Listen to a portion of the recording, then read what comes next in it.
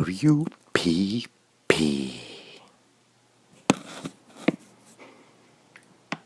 Exopolitics paper number 1, the Aryan Empire. 1. Who's the friend and who's the enemy? Like I said earlier, the universe is teeming with life. Absolutely teeming. There are so many different star races that even if all of mankind would come together and try to research them all, in 100 years we would only be able to catalog a very few, compared to how many there are. However, what is important for us humans is which star races, directly or indirectly, interfere with human evolution, how they do it, and whom they are aligned with. In these papers, Level 2, we will only touch on a few of these many races who are interacting with us, or are watching us on a distance without interfering.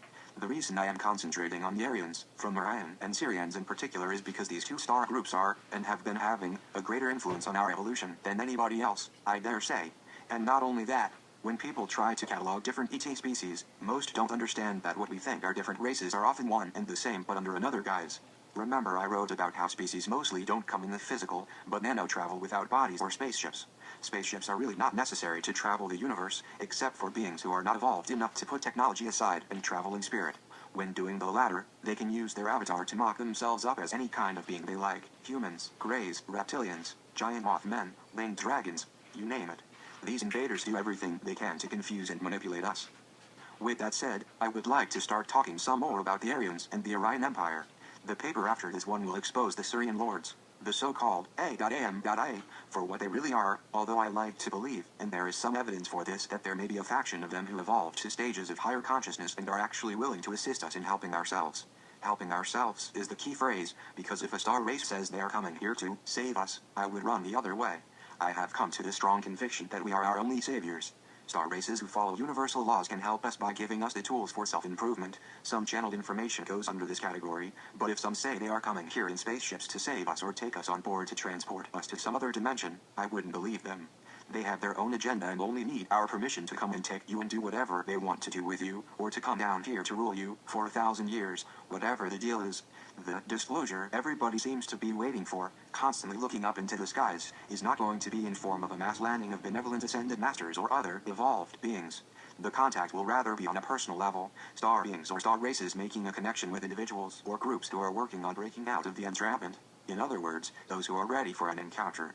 It's then up to us to discern whether these personal encounters are benevolent and beneficial for our growth, or not. We all have to pass a lot of tests now and in the near future. And we have to be brilliant, all of us. Not that we aren't. We are all brilliant. We just need to wake up and realize it and start making conscious decisions, getting rid of all sloppy thoughts and make decisions based on intentions that come from clear thoughts. We have a lot to learn in the little time we have at hand, so if we waste it, we will regret it. Channel material has often told us that the cradle of mankind stood in the constellation of Lyra, and I was saying the same thing in Level 1.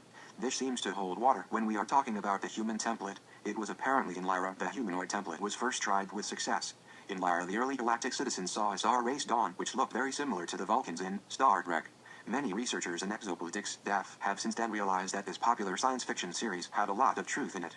This is not surprising if we understand that many Hollywood producers and other creative people are often part of esoteric societies, some of them dedicated to channeling. So was also the case with screenwriter, producer and futurist, Gene Roddenberry, who developed the Star Trek series in 1964. He was a member of a society called the Council of Nine, which was channeling a collective of entities known as the Nine. Other known members of this club were Uri Geller and Peter R. Farley, who used that channeled material from The Nine to write his book series, Where Were You Before the Tree of Life? 2. Roddenberry allegedly got the ideas to much of Star Trek from these channeled sessions. So also the look of the Vulcans, with their humanoid bodies, pointed ears and great analytical minds. The Vulcans have, I have learned, a lot of similarities with the Vegans from the Vega star system in the constellation of Lyra. Just like humans on Earth, the Lyrans came in many different skin colors, and many had pointed ears, just like Mr. Spock.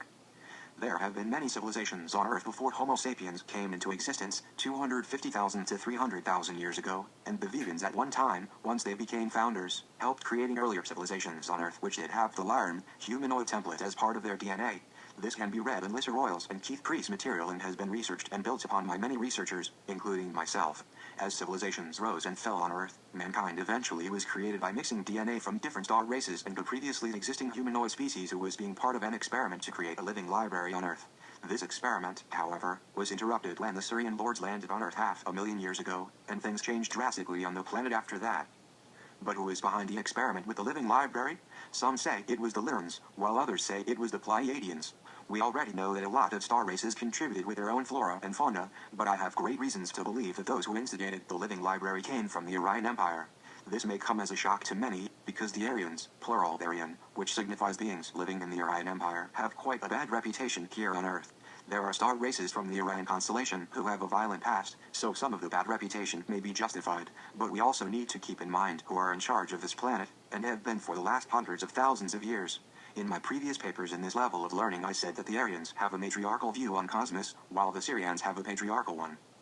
This has been proven beyond doubt in metaphysics. No one doubts anymore that the Orion Queen is embracing the divine feminine and that the Sirians are patriarchs. We only have to go to the Bible to find that out, and if we want to use metaphysical evidence, we have almost all channeled material in Sitchin's books to refer to.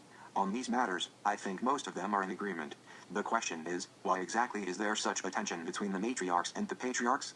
Why have so many people died in the struggle between these polarities? Don't we smell a bigger story behind that? I certainly do, and will do my best to answer this question throughout the papers in Level 2.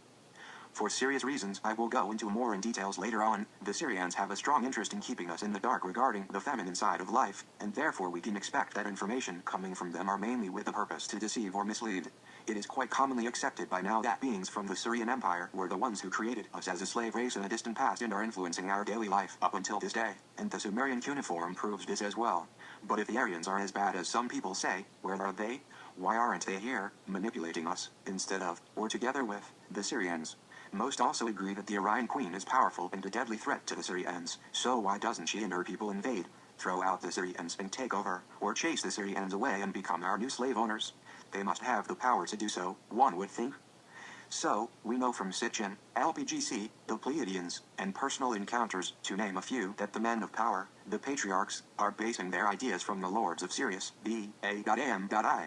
Some say the Sirians left a long time ago, and if we pretend they did, mankind is still following their doctrines to the smallest word. Now, evidence shows that a faction of the Sirians in fact never left and has been running the show behind the scenes up to present day, which then puts the puzzle pieces together and the whole thing makes sense. 3. So, this much we do know from just a little research. Now to the question, where are the Aryans? Where is the matriarchal movement and the divine feminine?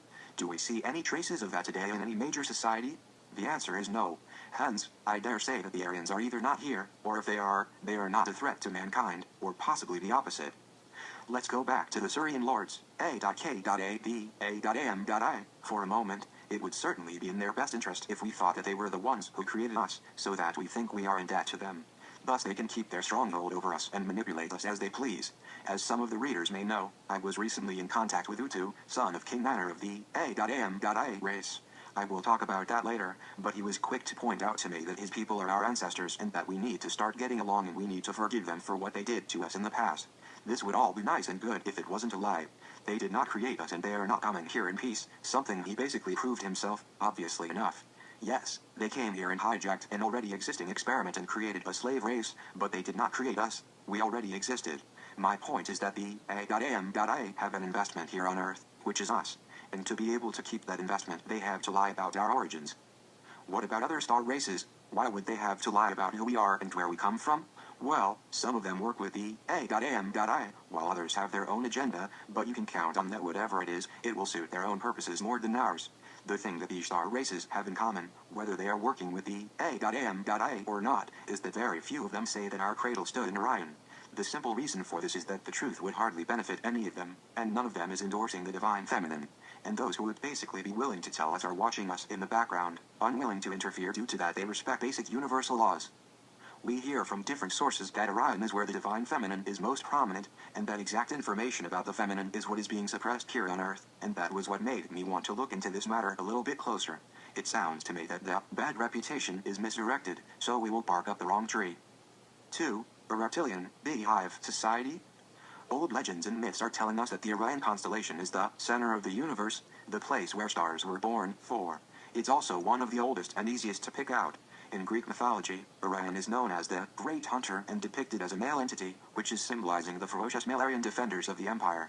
In Aryan language, these warriors are called Makh warriors, according to Morning Skies research. The star Bellatrix, Gamma Orionis, means female warrior, and is referring to the mythology about the giant Amazon female warriors who could defeat almost any enemy.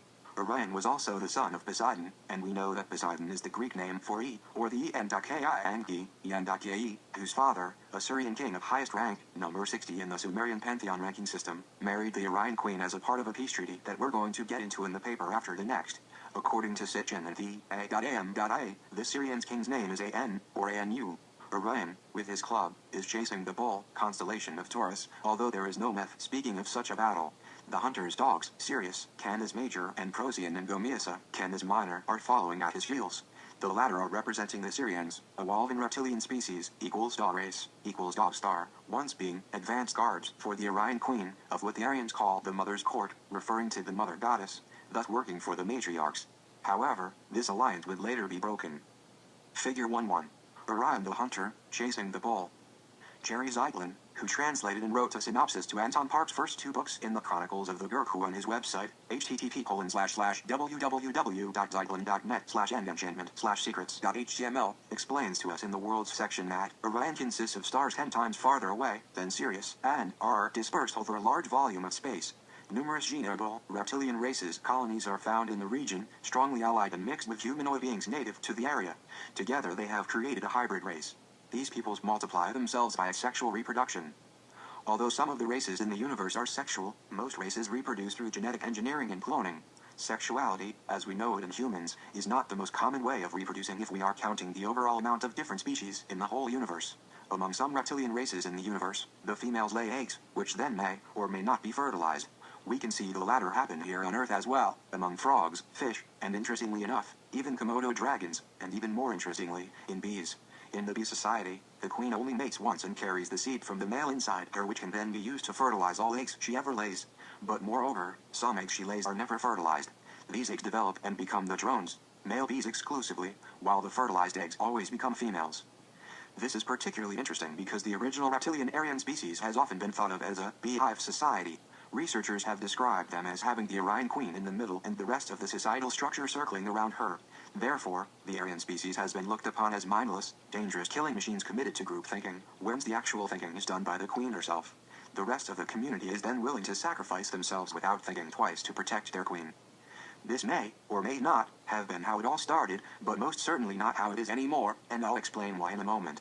When researching this species it comes to mind that they are not only reptilian but most probably have an insect-like ancestry as well, at least if we are to believe the symbolism the Aryan have left behind here on Earth, something I will go deeper into in a few paragraphs, but we can also see this if we read Robert Morningsky's earlier work, such as Eden, Atlantis and the UFO myth from the early 1990s. There he is telling us exactly the same thing about how the Orion queen chooses whether her offspring is going to be a male or a female by either fertilizing or not fertilizing her eggs. Only the unfertilized eggs become males. 5. Allegedly, Morning Sky got this information from the Star Elder, whom his native Indian ancestors saved from a UFO crash in the 1940s. He heard the story from his grandfather and has since then spent most of his life researching and expanding on what he was told. Morning Sky's research led him to the conclusion that Orion things are centered on the females, whom are the nurturing aspect of life, while the males are the protectors of the females, also being hunters and warriors. From what it looks like, and which I brought up to some extent in paper number 1, the universe is protecting the feminine aspect of reality, and the Aryan race may have taken that aspect to heart and created their lives around it, or perhaps it was the other way around. Once upon a time, when the universe was young, this beehive reptilian insectoid race was created to be the guardians of the divine feminine. This could make sense, as so many sources are telling us that the Orion Queen and her people are perhaps one of the oldest star races in the universe. Once we realize that the universe is feminine in its essence, then that would make even more sense. The rest after that are just complications of an easy original concept created by the goddess to protect her own energy before the game, which we call life, continued elsewhere in the universe. This would also explain the constellation of Orion being the male hunter, the protector of the feminine, with his club always being ready to defend the goddess and her female representatives of the Orion Empire. But there is more to the story, much more. As we've mentioned before, the star Bellatrix is also called the Amazon star, referring to the mythological Amazon warriors, who were all giant females, ferocious in battle and feared by all male warriors, no matter how skilled. This indicates that the females of Orion may be the superior ones on the battlefield if push comes to shove. Figure 1-2. Amazon warriors. But let us go back to discussing bees. If we are thinking of the Aryans in terms of bees, who have been using the bee symbol here on Earth and even embraced it as their emblem, the logo of the old Merovingian kings is the bee, and perhaps we have a clue there. Figure 1-3 and 1-4. Many researchers have claimed that the royal families of the world are descendants of alien beings, especially the Merovingians and those who preceded them. We know for a fact that their emblem was the bee, and the Aryan Society is the only alien society we know of that is connected with bees and beehives, so it would perhaps be a qualified guess to say that the Merovingians have something to do with Orion. In recent time, Napoleon revived the bee as an emblem for royalty, and because the Swedish royal family are descendants of the Napoleon bloodline, they used the bees as well, their emblem being 3 crowns of a very similar type to that of fig. 1-4, and with 3 bees in the middle. Another name for Sweden is 3 crowns, or Tre Kronor in Swedish. Figure 1-3. Bees, the main emblem of the Merovingian kings, but also a link to the Orion Empire. Figure 1-4. A carving, topped by a crown and encrusted with gold floored LYS, rises from the tiles. The object could symbolize a hive, a bee, or a pupa. The French Merovingian kings used bees as one of their sacred devices. http://www.nythicjourneyus.org/newsletter_apr07_barnet2.html. But there are also other potential connections between Orion and bees that we can find with a little research. The old Mayans, for example, the ones who created the old Mayan calendar, honored Amu-Zenkab, a god of bee and honey. Same thing in the ancient Near East and the Aegean cultures. The bees were highly respected and sacred, just like they were in Egypt in ancient times. Figure 1-5. Winged bee goddess. The bee was also an emblem of Patna, ancient Greece, the Minoan Mycenaean mistress, also referred to as the pure mother bee. Moreover, priestesses worshipping Artemis and Demeter were called bees. 6, and now we have a direct connection with Orion.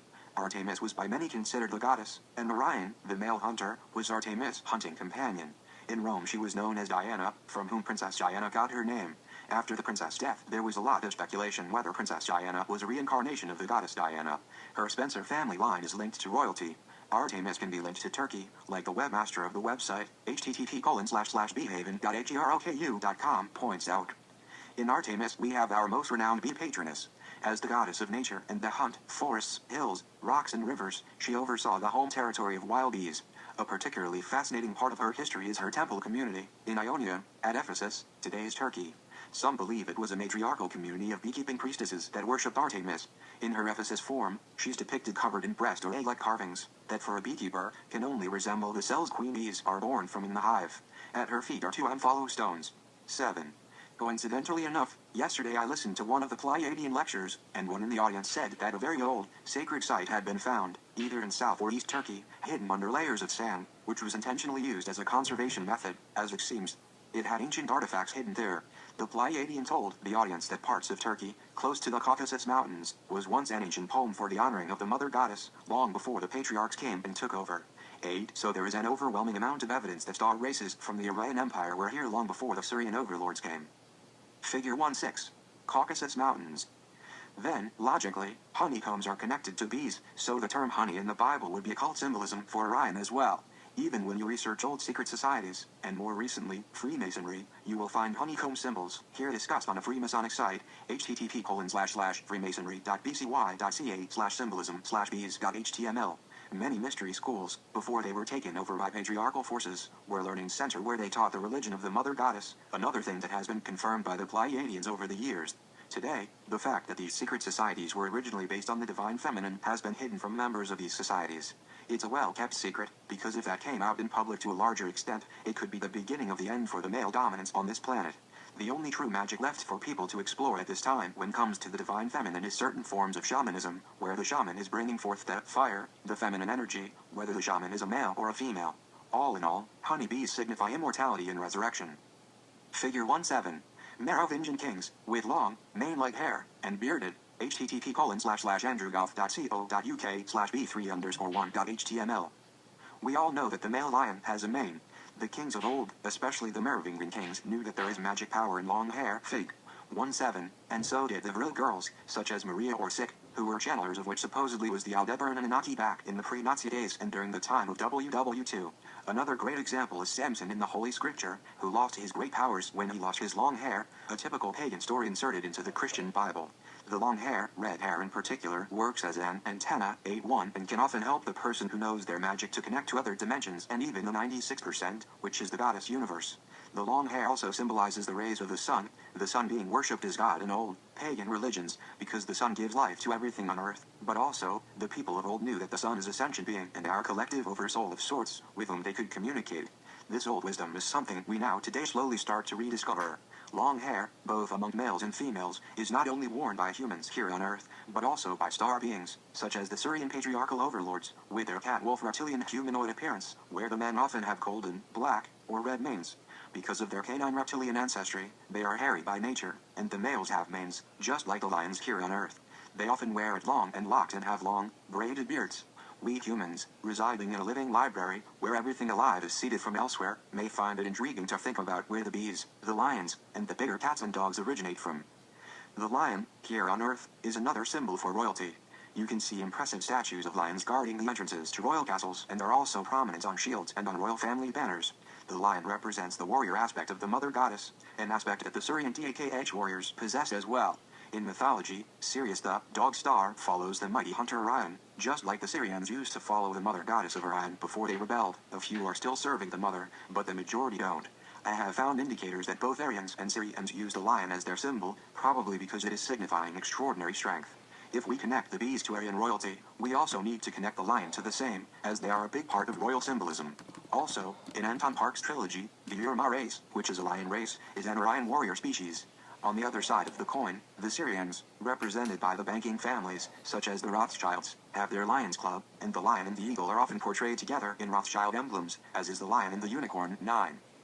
The question some readers may ask is why, if the universe is feminine, and females, both in the animal kingdom here on Earth, and theoretically in Orion, and in that case, I'm sure in other places in the universe, can reproduce asexually without a male involved, why are males needed at all in the universe?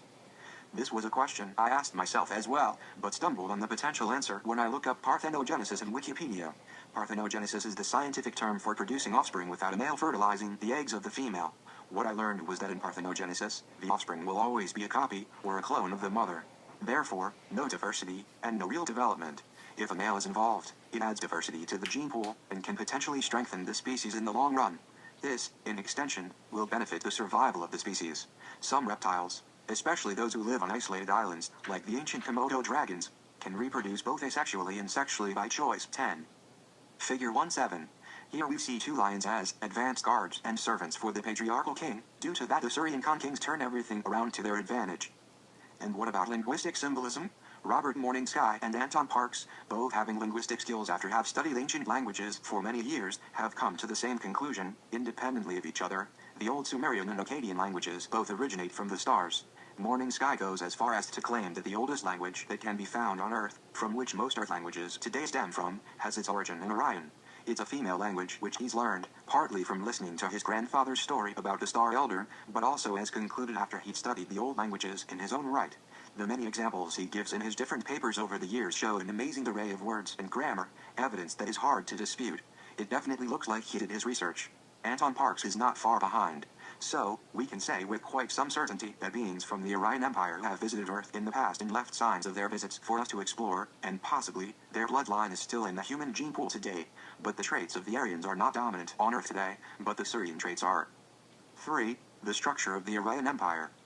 If we do a quick Google search on Aryan Empire, we see there is a lot of negative information about Orion. It's hard to find anything positive at all on these bloodthirsty, man-eating, shape-shifting reptilians who are fighting with other races to take over the control of Earth. It makes us shiver almost by just hearing the word Orion. According to the raw material 11, the Aryans being the only star race in present time, able to occasionally penetrate that grid that is surrounding Earth to keep negative ets out, and that is inflicting with human business in a negative sense. The Ra Collective is referring to the Aryans as negative density beings. Robert Morningsky presented them as ruthless killing machines in his early work, but in his final, Terra papers, after he'd done some additional research, they became less monstrous and more or less presented as a warrior race which settled down and evolved into a more peaceful empire, specializing in business and trade.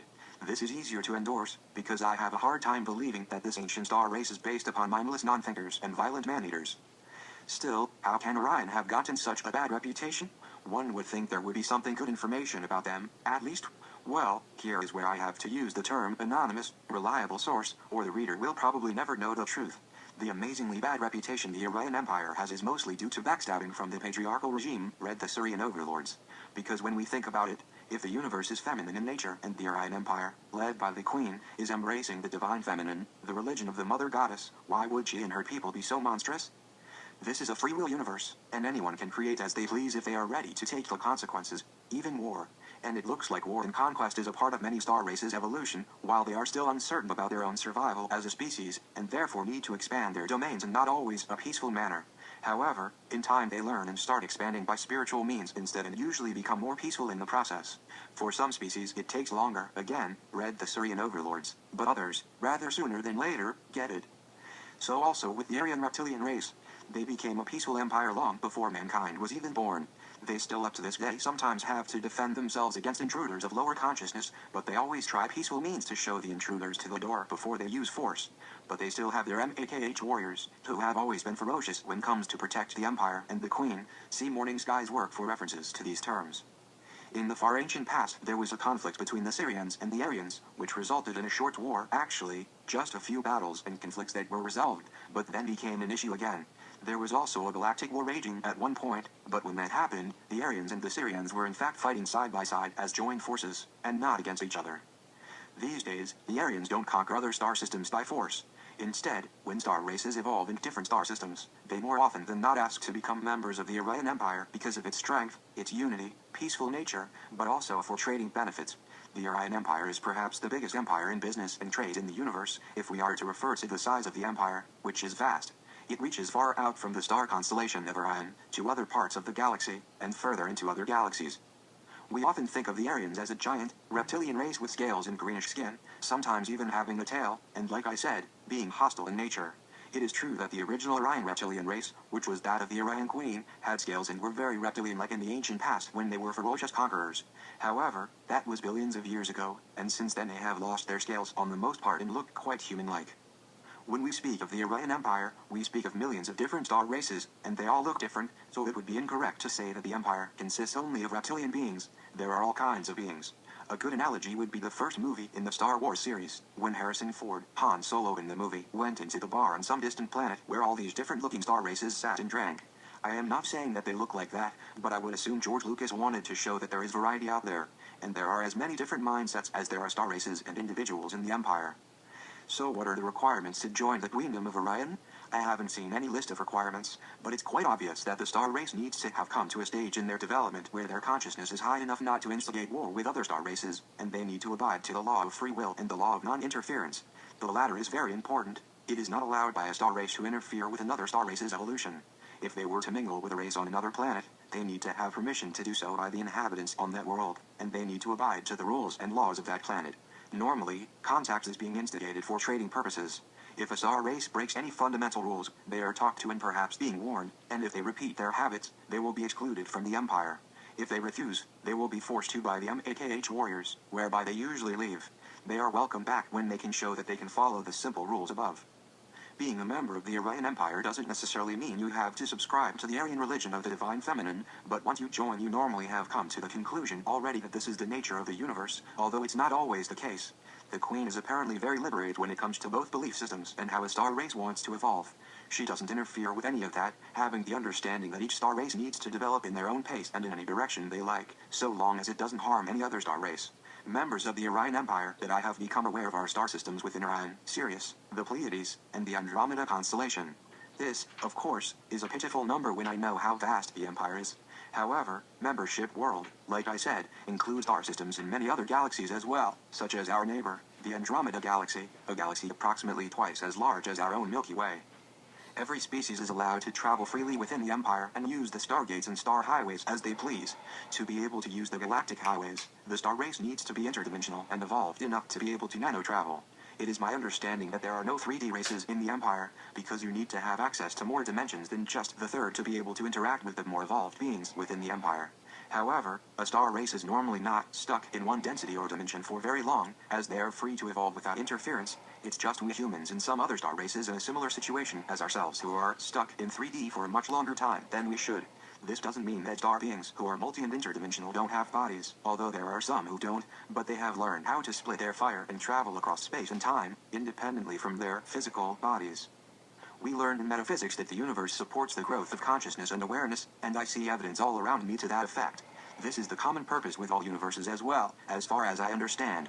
The physical laws may be slightly different in different universes, and even in different galaxies, but the support for the increase of consciousness is probably common in all of them. We are not here to suffer, we are here to grow, although suffering is a part of our learning lessons at times, until we become more evolved and can more easily find solutions by exploring the multiverse and its dimensions to find the best possible outcome. In the Queendom, this is well known. One of the Queen's tasks is to see to that no one suffers when they don't have to. The philosophy in Orion is that there is no need for anyone to act out viciously on another. Everyone is treated equal, and there is no hierarchy. When the implications and consequences of this is understood, a society emerges where each individual is helping their neighbor out whenever necessary. Here on Earth we speak of catalysts, and how we need a certain amount of darkness to be able to see the light, but whatever the truth in that is, it doesn't apply once we become multi-D and interdimensional, which means that we first have to get out of the 3D trap we so solidly sit in. Once we enter the real universe, no such things as catalysts are needed. We always would look for the best possible outcome by exploring the dimensions. The Orion Empire reminds me of the British Empire when it was at its height of power. It had colonies all over the world, and although some of them may have been on the other side of the world, they were still considered British and fell under British jurisdiction. Same thing with Orion. A planet or a star system in the universe is considered real estate, and whomever gets there first owns it. This is how the Orion Empire expanded. They seeded young worlds one by one. Sometimes they were subjected to invader forces who wanted to take over certain systems, and that's when they used their superior military force, something they have maintained since the ancient galactic wars. 4. Conclusions about the Queendom of Orion. I have weighed the information I have regarding a violent, bloodthirsty reptilian race who eat their young, eat humans, kill everything in their way, and are here to take over the Earth. With the information I have decided to present here in this paper, which is a more positive view on the Queendom, and it has really dawned on me that there has been a big mix-up. I agree that the Aryans do have a violent past and once were feared, ruthless galactic warriors, but with time they evolved, just like most other races do in the natural process of learning. However, the description I hear about the Aryans from researchers here on our planet is not, from what I have concluded, that of the Aryans, but that of the Sirians. The Aryans are simply described in the exact way that the Sirians are as a species. This, of course, makes sense if we understand that the Sirians are the ones in control of Earth, but the Aryans are not. The controllers, naturally, want to distract people from the truth and therefore use another star race for being what they themselves are, in a form of reversed psychology. Most of the time it works. But what about the shape-shifting reptilians? The winged dragons? The Alpha Draconians? This is exactly what I hinted at earlier. These are all the same star race. They are the Sirian overlords in different disguise. The Greys, however, is another story which I will come back to. I will further build my case throughout the papers, and perhaps the readers will see what I have seen, too. When I research, I always seem to come back to the same thing, which is what's presented here and in the rest of the Level 2 papers. That's what is really going on here in our midst, and the majority of the population of mankind doesn't see any of it. But on the other hand, how do we explain interdimensional aliens who are invisible to a totally ignorant public, who thinks that if there are any aliens at all, they show themselves off in the skies as flying saucers? Orion is looked at as a feminine empire, in the sense that it's run by a queen and never a king, and it embraces a feminine religion. But of course, the goddess is everywhere, and most of all, she's inside of us. She is not in favor of certain beings before others, but she is always closer to those who are closer to her. It's just how the flow of energy works and shouldn't come as a surprise. The same thing works on our level of existence. We get along much better with friends who are on our own wavelength, as we call it. We could also call it frequency, or density. The Mother Goddess as consciousness is more in direct communication with those who take her into their hearts and communicate with her. That's a given. This is why the Aryans say that the Orion Empire is the empire of the Mother Goddess, because it's set up in the honor of her, and the structure of the empire promotes further evolution and raise in consciousness, which is exactly what the Mother Goddess, the Prime Creator, wishes for.